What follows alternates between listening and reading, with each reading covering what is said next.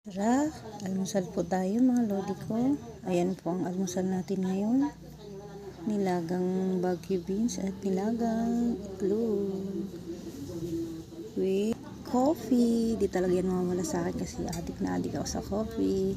Sawsawang bagoong isda. Kasama tayo sawsawang bagoong isda. Kain po tayo mga lodi ko. Ito ang masustansya. Mga nilagang mga gulay ngayon tsaka nilagang itlog sa umaga, yan ang perfect with rice. Kain po tayo mga lodi ko with my favorite coffee. That's it mga lodi ko. Yan ang perfect sa agahan, masustansya. Nilagang bagyo beans tsaka nilagang itlog na may sawsawang bagoong at may sili. Kainan na.